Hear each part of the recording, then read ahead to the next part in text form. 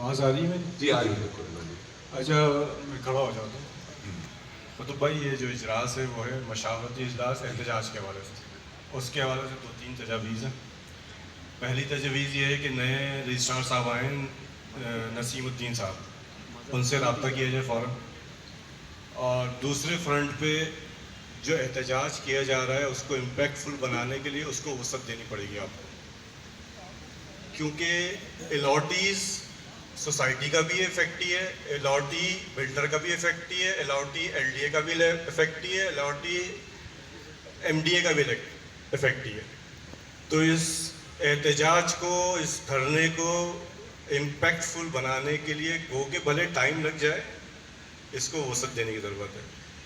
اور جو میٹنگ ہو رجسٹرار صاحب کے ساتھ, کوآپریٹو ڈپارٹمنٹ میں تمام مسائل کی جو جڑ ہے, جس کو مدر آف آل پرابلمز ہیں, وہ ہے ووٹر لسٹوں کا, کمپیوٹرائز ووٹر لسٹوں کا نہ ہونا, جس کی بیسس پہ الیکشن ہوتے ہیں.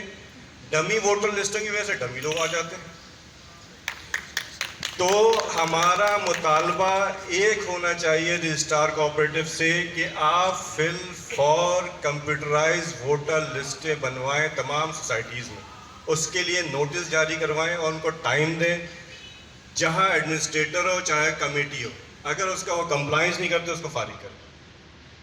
اس کے بعد دوسرا ہمارا مطالبہ ہو کہ آپ یہ کمپیوٹرائز جینون ووٹر لسٹوں پہ فوری الیکشن کروائیں. بس یہ 2 چیزیں ہونی چاہیے تاکہ تمام مسائل کی جو جڑ ہے وہ ختم ہو سکے اور اچھے لوگ آ سکیں اور کوآپریٹو سوسائٹی اچھی چلے گی. شکریہ. اس میں صرف ایک چیز ایڈ کر دوں, یہ جو ووٹر لسٹوں کے حوالے سے ہے, اس میں مدراس سوسائٹی کے اندر ایک کیس ہوا تھا اور انہوں نے اسی طرح کچھ جعلی ممبرس کو ووٹنگ رائٹس دے دیے تھے کافی سارے. تو اس پہ پھر ہم لوگ نے ساتھ مل کے وہاں پہ کیس کیا تھا اور اس کے بعد جو ججمنٹ آئی تھی ہائی کورٹ کی, وہ ججمنٹ یہ آئی تھی کہ جو پلاٹ اونرز ہیں وہی ووٹ دے سکتے ہیں صرف, اور وہ ہمارے پاس ججمنٹ موجود ہے اور اسی کے بیسس پہ وہاں پہ الیکشن ہوئے. تو جو مینجمنٹ ابھی موجود ہے وہ الیکٹ ہوئی اور اس کے بعد وہ ابھی سارے کام کر رہی ہے.